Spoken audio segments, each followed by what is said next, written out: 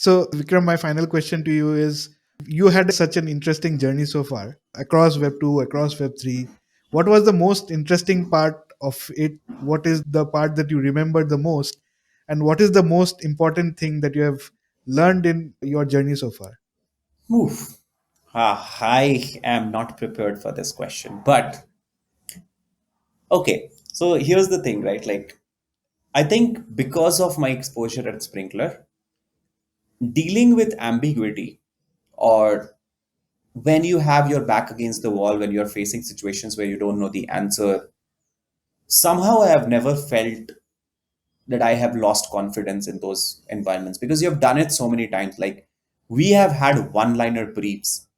Sometimes, like, I've converted products out of like thin air, and I really mean it. Like, there was this law called GDPR, right? Like, that came in 2018. I think it went 18. live on, yeah, it went live on 25th of May. And the reason I remember the date is because it was a big headache for us back at Sprinkler. And I remember I was given a 88 page, like there were 88 pointers in that document saying what GDPR is supposed to do.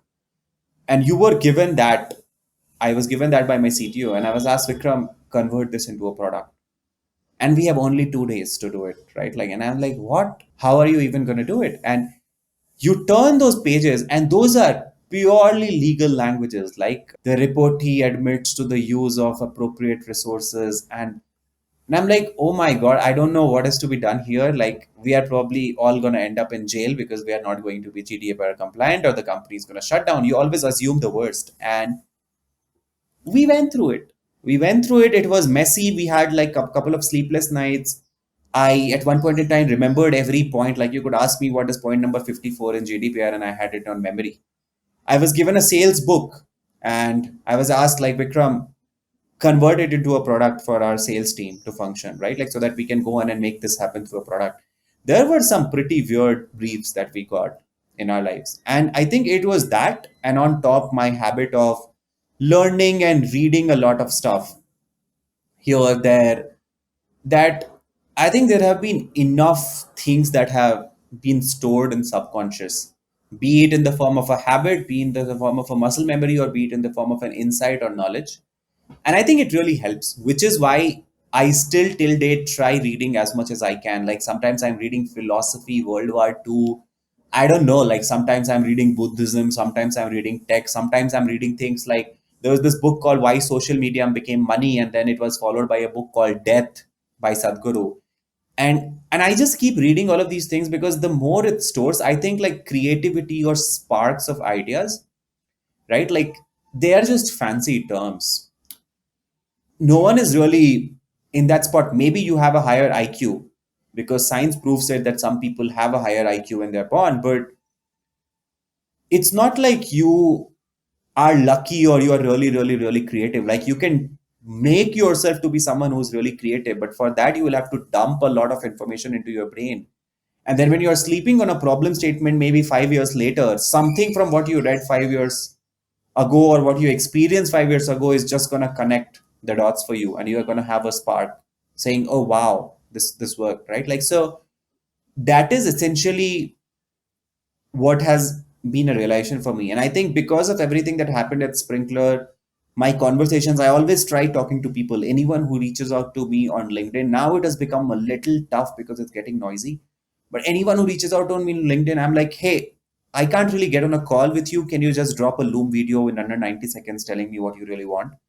When I go on international trips, I spend time in lanes talking to people. I think it's these exposures that help you a lot. So today, in the situation we are in at Dowlands, I see 90% of the crypto companies that were launched in India in the last one and a half year, Web3 first companies, they're all pivoting, right? Like, and I could flip out and say, oh my God, DAOs are becoming this thing. We don't know if DAOs are going to be what they are. But I'm still very calm and composed about it in my head. And I think this phase that we are going through is something that I'm really, really, really going to cherish in my entrepreneurial journey. Whether we build Dowlands into a big entity or not, it's irrelevant. But this particular phase, I'm always going to be proud of it because I think even now when we sit, we know sometimes our days start with, okay, we don't know what we are really trying to solve. And we still spend our time talking about the right stuff, which is why I'm super proud of the people we have put together here. Like the kind of team we have here, I would go to a war with any one of them. Sometimes we actually end up questioning that do we really need three people to do this? But it's more of like, how do we, in an optimum fashion, use the people we have, as opposed to is that person good? The question here is never about like you could pick any random person from people sitting here at Dowlands and you'd be proud of talking to them, right? Like, so I think I'm really going to cherish this aspect more. And this is the question that has been asked to me previously as well sometimes. And when I was in college, I was like, I'm really going to cherish this phase I'm in. I think it keeps evolving, like you, which is great because it's almost like you are always living the high point. You're always like, right now is the highest point that I have spent, or like right now is the best way. And as long as like I would be happy if I were to die tomorrow, because to me it looks like whatever I'm doing today is the best thing I could have done given all the experience over the past few years. That's like a very personal, unfiltered perspective on stuff. I don't know if day after tomorrow there have been these smaller moments, like we closed our funding, we're like, oh wow, 5 days, 7 days is all it took to close the process. And we were like, oh, 7 days before, I was like flipping out. I don't know how VCs go. They ask for these tough questions, and then things just went on for us. But again, those are not really like the things that I cherish. Like they're happy memories, and there are a lot of happy memories like that, right? Like sometimes, just 2 3 weeks back, we were playing a game of Mafia with everyone here. I don't know who all knows Mafia, but it's really interesting. There's a card game you can go order on Amazon. And for a team of 15 20, it really is very fun. Like we were doing it, and then there are those memories, and I think those are also memories that I cherish as much as I cherish us closing a fundraise, and as much as I cherish me like getting a 200% return on an investment I made, or me, right? But there are a lot of those stuff. Like we do whatever we feel is the right way to do things. And I was very blunt about it even during my funding. Like a lot of people came and said, Vikram, it's a Web3 company. Don't you think it should not be a SaaS play? And I was like, why do you even say that? Like, I don't know why you are saying that, because we are human beings. SaaS to me is software as a service. As long as software is going to exist in the world, everything should be a SaaS play, right? Like, and it's fine. Like Web3 as a technology, you see today, MetaMask, crypto, it is all going to become invisible. Like when you are doing a transaction on Visa or MasterCard on a card machine, there are like 700 things that are happening in the backdrop. You don't know that. We know that today in crypto because it's we have still not become that smooth or that matured, right? Like, so everything is going to become pretty invisible, and human beings will continue to be human beings. So this is all like a weird argument that I don't understand, that why something should be SaaS or Web3, and what is even the definition of a Web3 company as opposed to a SaaS company, right? Like, true, you can go in and say, oh, you have a token, you have a community first route, and so on. But that doesn't necessarily say that you are not a SaaS play. So it's been a very personal, and I don't know, like I digressed way more from what your original question was, but I think right now is going to be the moment that I'd probably cherish the most once we have gone through, like 2 years later when I look back. These would be the days. Like we work really hard.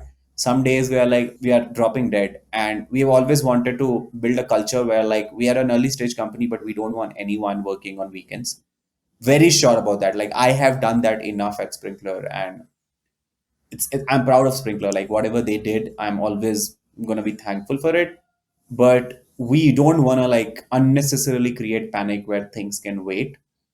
And we just want to build things the right way. Sometimes people come and tell Vikram, no, you know what, you need to hustle more at this point in time. And good, that is a good nudge to give to me, because it's always helpful when someone comes and nudges you saying, hey, are you sure you are being frugal enough? Are you sure you are being like on your toes enough? And those are small nudges, and I always welcome people to give their feedback and comments. But at the end of the day, we want to do it in a way where people really feel happy.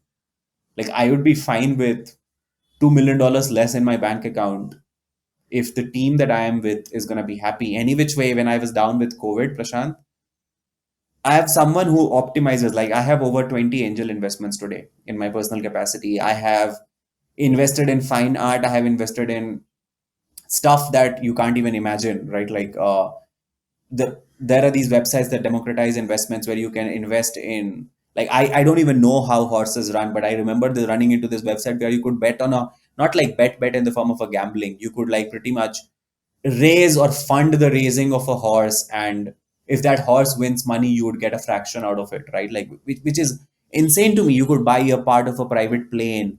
You could, like, there are these things where you could buy a whiskey bottle that is 700 years old and that's valued at like some $35 million. You could buy a part of it. So I'm someone who keeps investing or like exploring a lot of these things if I'm not putting my money, like because of rules and regulations I'm still very wary of where to put my head and nose into stuff. But essentially what I'm coming to is like I have been so much into it, and when COVID really hit me, the thought was not about, oh, how up is my portfolio today, or like the only thought was, oh, I didn't build a business and I have always wanted to build a business.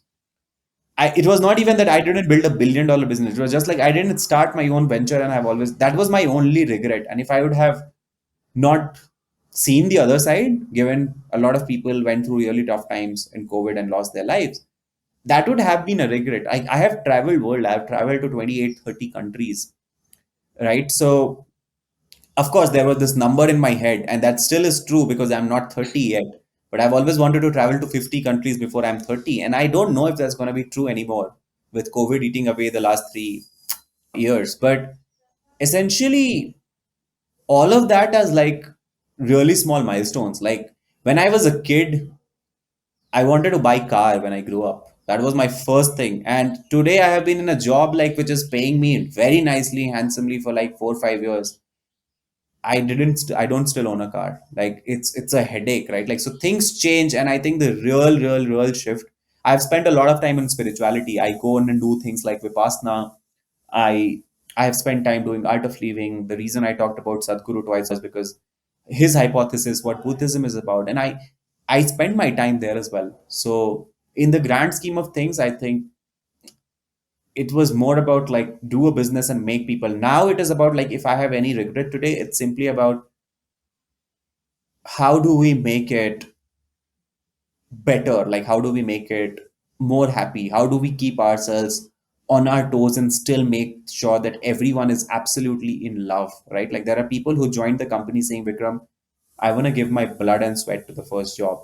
And that is exactly what I did for Sprinkler. Like I was doing whatever was needed. Like I remember one Saturday evening, we called my team up at 11 in the night on a Saturday evening. People were on their dates, they were sleeping, and they still showed up because that was a team that really loved you, right? Like, so that is what we are working towards today. I would not even call it a regret. It's just where my energy is going into, but fairly satisfied with how things have grown so far. And that